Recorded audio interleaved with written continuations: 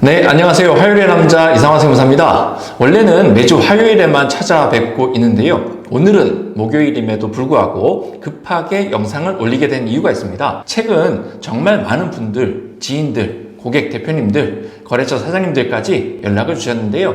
전화로, 문자로, 카카오톡으로 정말 50만원 이체해도 증여세 내느냐라는 질문들을 수없이 받았습니다. 도저히 그냥 넘어갈 수 없겠다 싶어서 팩트체크용 긴급 영상 이렇게 준비하게 되었고요. 예전에 500만원 괴담이라고 해서 500만원 이상 인출하면 세무조사 받는다 라는 잘못된 소문이 돌았던 것 기억하시나요? 그때도 영상으로 한번 다룬 적이 있었죠. 이번에는 거기서 더 나아가서 50만원 괴담 이런 것들이 SNS를 통해서 빠르게 퍼지고 있습니다. 심지어 카카오톡 지인방이나 엄마 모임 단톡방, 카페 커뮤니티 등에서 해당 괴담이 유포되면서 많은 분들이 실제로 불안감을 느끼고 계신 상황입니다. 제가 확인해 본 바에 따르면 이번 괴담의 핵심은 이렇습니다. 2025년 8월 1일부터 국세청의 AI 시스템이 전면 가동되면서 전 국민의 계좌를 실시간으로 감시하고 가족 간에 50만원 이상 송금하면 증여세가 추징된다. 들어보면 꽤 자극적인 이야기죠. 유튜브, 인스타그램, 블로그 등에서 이와 관련된 영상을 찾는 것도 어렵지 않고 있습니다. 조회수 수십만 건을 넘기는 영상도 있고요. 그런데 결론부터 말씀드리자면 전혀 사실이 아닙니다. 이러한 소문이 사실이라면 당연히 국세청의 공식 보도자료나 보도 참고자료 혹은 관보, 행정예고 등 형태로 국민에게 공지가 되었어야겠죠. 하지만 지금까지 어느 곳에서도 이런 내용은 단 한 줄도 나온 바가 없습니다. 심지어 국세청 관계자는 한 언론사와의 인터뷰에서 신임 청장의 발언은 중장기적인 방향 제시일 뿐이라며 8월 1일부터 전 국민 계좌를 실시간 감시한다는 것은 근거도 없고 기술적으로도 불가능하다라고 일축했습니다. 즉, 공식적으로 그런 시스템은 없고 도입 계획조차 구체화된 적이 없다라는 점입니다. 그런데 이런 괴담이 왜 퍼졌을까요? 저 나름대로 분석을 해봤습니다. 아마도 발단은 얼마 전 신임 국세청장이 AI 기반 탈세 탐지 시스템을 확대하겠다라고 밝힌 발언이었을 겁니다. 그 발언 자체는 맞습니다. 하지만 그 내용을 과장하거나 왜곡해서 가족 간 50만원 이체 이꼬르 증여세 과세 같은 극단적인 시나리오로 포장한 것은 누군가의 창작이죠. 이거를 몇몇 유튜버들이 자극적인 제목과 함께 영상으로 만들면서 괴담이 빠르게 퍼진 것으로 보여집니다. 문제는 전문가라는 사람들도 함께 퍼뜨린다는 것이죠. 제가 안타까운 것은 이겁니다. 세무회계 금융 전문가라고 자칭하는 일부 유튜버들이 팩트체크 없이 자극적인 내용을 그대로 영상으로 만들고 그거를 또 불안한 마음으로 시청하신 일반 국민들이 퍼나르면서 혼란이 확산되었다는 점입니다. 지금 같은 시대에 전문가의 신뢰와 윤리의식은 정말 중요합니다. 지식 컨텐츠는 정확성이 생명이죠. 조회수와 노출을 위해서 괴담을 이용하는 행위는 단기적으로 이득일지는 몰라도 장기적으로는 시청자와 고객의 신뢰를 저버리는 일입니다. 그렇다고 해서 국세청이 아무것도 안 본다라는 말은 아닙니다. 특수관계인 간의 비정상적인 자금 거래에 대한 세무조사는 앞으로 계속 늘어날 가능성이 높습니다. 그리고 이 과정에서 AI 기술의 활용이 늘어나는 것은 어느 정도 피할 수 없는 흐름이고요.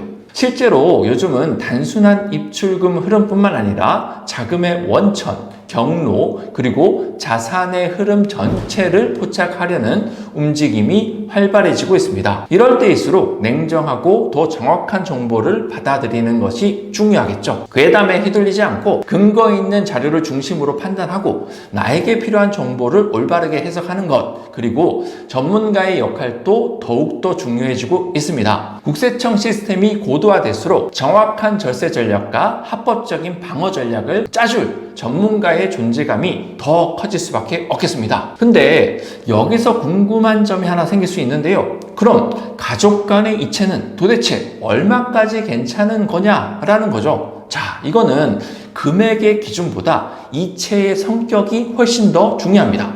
예를 들어서 부모님이 자녀에게 식비, 교통비, 교육비, 의료비 같은 일상적인 생계비 목적으로 일정 금액을 보내는 것은 일반적으로 증여세 과세 대상이 아닙니다. 하지만 반대로 자녀가 그 돈을 쓰지 않고 통장에 쌓아두거나 그 돈으로 적금을 붓거나 주식을 매수하거나 혹은 현금으로 빼서 자산을 취득하게 된다면 그때는 단순한 생활비가 아니라 자산 형성 목적의 증여로 보일 수가 있습니다. 즉, 왜 보냈는지, 보낸 돈이 어떻게 쓰여졌는지 일정성과 금액의 크기가 실제 과세 여부를 좌우하게 되는 것이죠. 이런 기준은 국세청 예규에도 잘 나와 있습니다. 예를 들어서 부모가 자녀에게 매달 200만 원씩 송금했는데 자녀는 그 돈을 거의 쓰지 않고 고스란히 예금으로 보유하고 있었다면 이는 생활비가 아니라 사실상 자산 증여로 보아서 과세할 수 있다라는 판례가 있습니다. 그러니까 한 달에 얼마까지면 안전한가요? 라는 질문은 사실 큰 의미가 없습니다. 거래의 실제 성격 그리고 자금이 어떻게 사용됐느냐가 핵심이죠.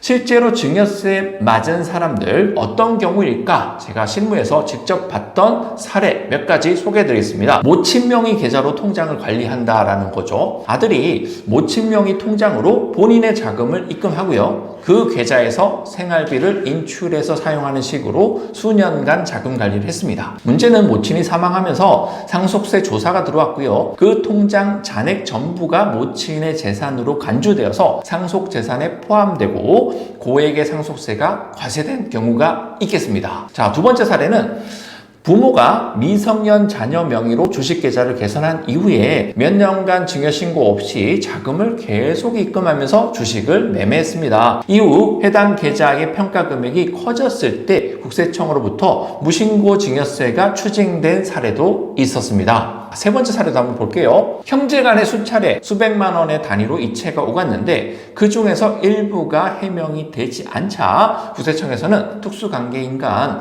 무상이전 거래로 판단해서 증여세를 과세한 사례도 있었습니다.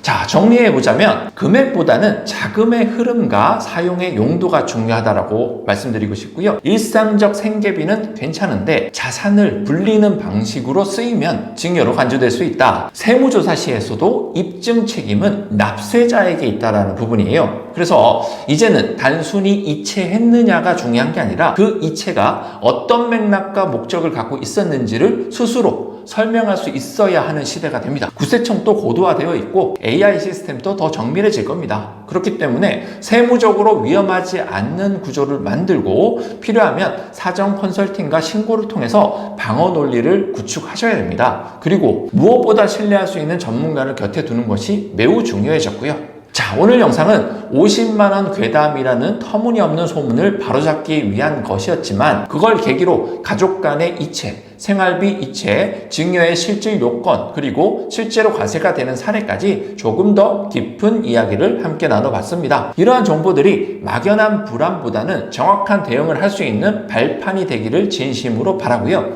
지금 이 순간에도 50만원 이체하면 세금 나온대요 라는 얘기를 들으셨다면 이 영상을 꼭 공유해주세요. 괴담은 빠르게 퍼지지만 진실은 누군가가 들려줘야지만 또 다릅니다. 영상이 도움이 되셨다면 좋아요, 구독, 그리고 주변 분들과의 공유도 부탁드리겠습니다. 저는 이상화 세무사였습니다. 감사합니다.